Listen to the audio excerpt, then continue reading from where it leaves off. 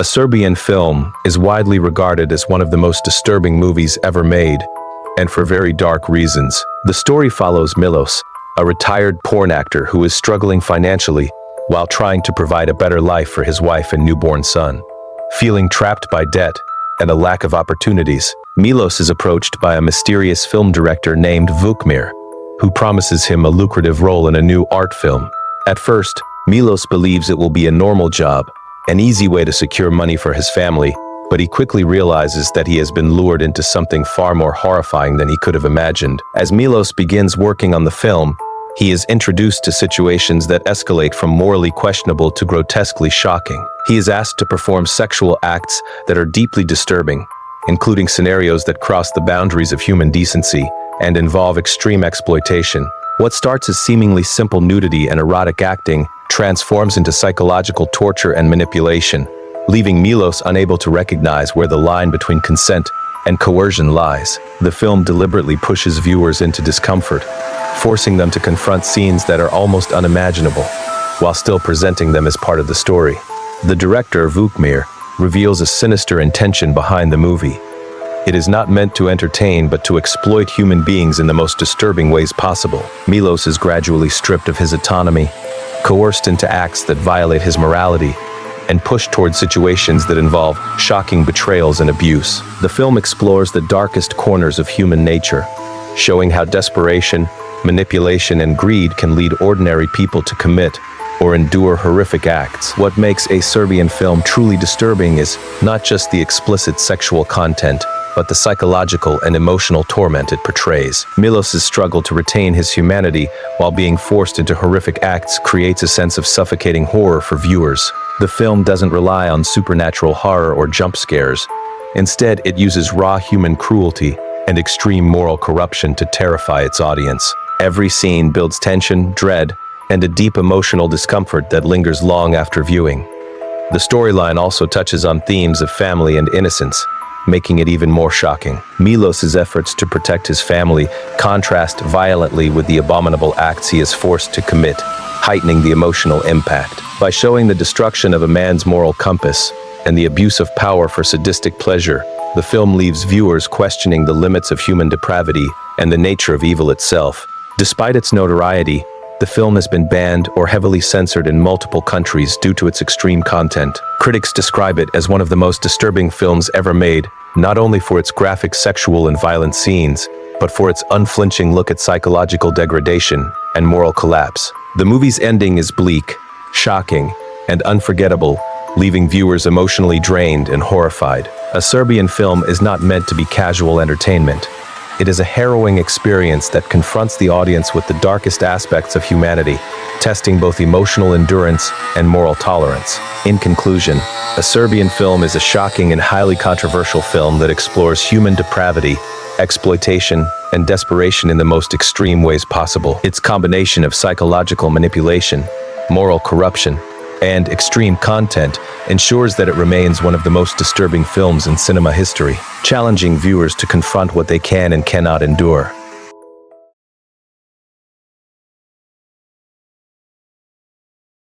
Salò, or the 120 Days of Sodom, is often described as one of the most disturbing and controversial films ever made.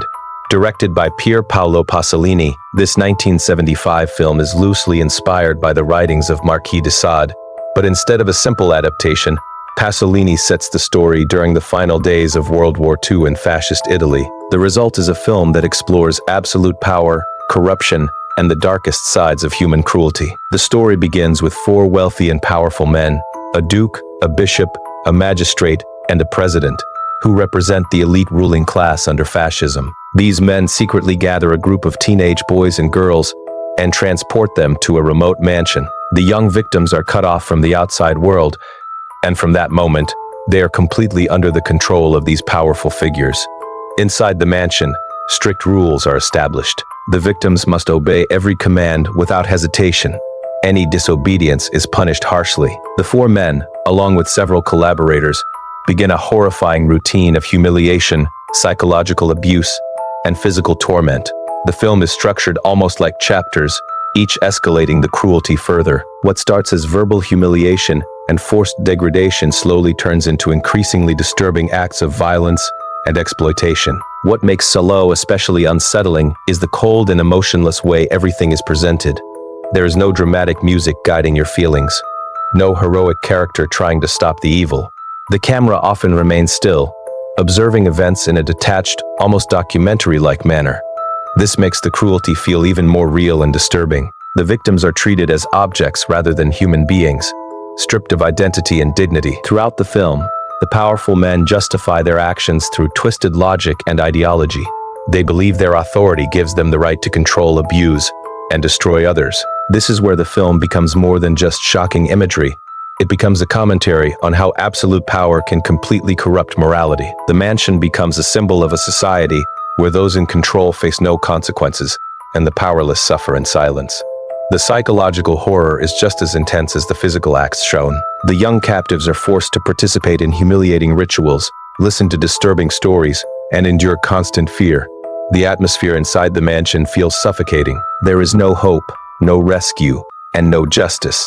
As the days pass, the cruelty becomes more systematic and calculated. The final portion of the film is particularly difficult to watch. The acts of violence become more extreme, and the sense of humanity seems completely erased. The most chilling part is how calmly the perpetrators observe the suffering, as if it is simple entertainment to them.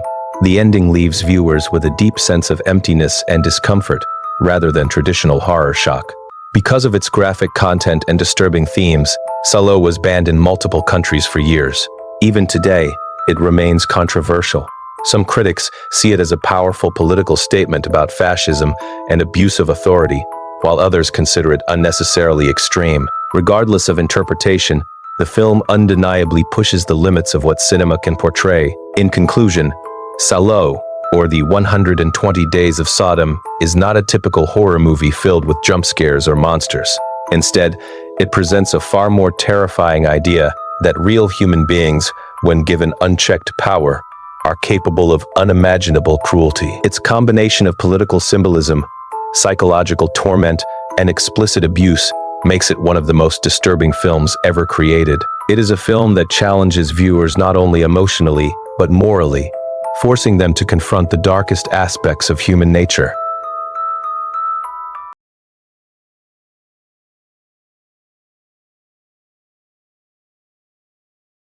Imagine watching a movie so realistic that the director was arrested because people believed it was real. That's exactly what happened with Cannibal Holocaust, directed by Ruggero Deodato. When it released in 1980, audiences were convinced they had just witnessed actual deaths on screen. The story begins with a documentary crew that travels deep into the Amazon rainforest. Their goal: capture shocking tribal footage that will make them famous. But when they mysteriously disappear, a rescue team is sent to find them. Instead of bodies, they discover abandoned film reels, and that's when things get disturbing. The movie switches to found footage, long before this style became popular. The camera feels raw, shaky, and unfiltered. It looks real, too real. As the recovered footage plays, we see the documentary crew slowly reveal their true nature. They aren't innocent explorers. They manipulate tribes. They stage violent scenes. They provoke attacks just to film dramatic reactions. They burn villages to create chaos for better footage. The people who came to document savages slowly become the true villains. And that's the twist that hits hard. The real horror isn't just the jungle. It's human greed.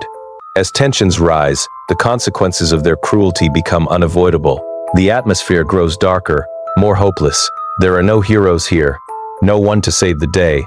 Just the uncomfortable realization that sometimes civilized society can be more brutal than the wilderness. What made the film legendary and banned in multiple countries was its realism. Viewers couldn't separate fiction from reality. The violence looked authentic. The fear felt genuine. Courts even demanded proof that the actors were still alive. But beyond shock value, the film carries a powerful message. It questions sensationalist media and our obsession with violent entertainment. How far will people go for fame?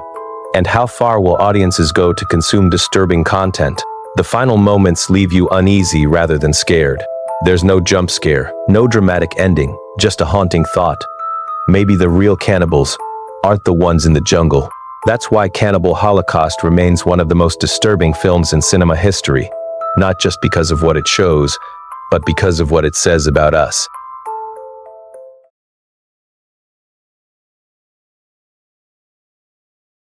This isn't a horror movie. There are no ghosts, no monsters, and yet, Requiem for a Dream is one of the most disturbing films ever made. Directed by Darren Aronofsky, this film tells the story of four people chasing dreams that slowly turn into nightmares. We follow Harry, his girlfriend Marion, his best friend Tyrone, and Harry's mother, Sarah. Each of them wants something simple. Harry and his friends dream of getting rich through drugs. Marion wants to start a fashion business. And Sarah? She just wants to appear on her favorite television game show. At first, everything feels hopeful. Small wins, big dreams, excitement. But then addiction enters the picture. Harry, Marion, and Tyrone become deeply involved in heroin. What begins as casual use slowly becomes dependency. Their lives start falling apart. Relationships crack, trust disappears, and desperation takes over. The film uses rapid editing, intense close-ups, and repeated visual sequences to make you feel the addiction. You don't just watch it, you experience it. Lonely and obsessed with the idea of being on TV, she starts taking diet pills to lose weight quickly. Those pills spiral into paranoia, hallucinations, and severe mental breakdown. Watching her cheerful personality slowly collapse into fear and confusion is emotionally devastating. And that's where the true horror lies. There's no villain chasing them, no evil spirit controlling them. The enemy is addiction. As the film moves toward its final act, everything becomes darker. Dreams completely shatter, bodies deteriorate, minds break.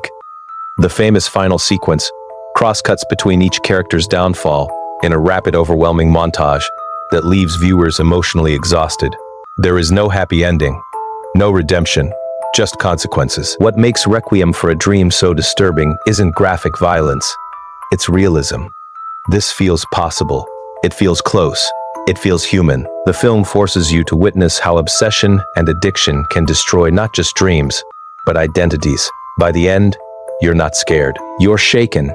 And that quiet, realistic despair is what makes this film unforgettable and deeply disturbing in a way most horror movies could never achieve.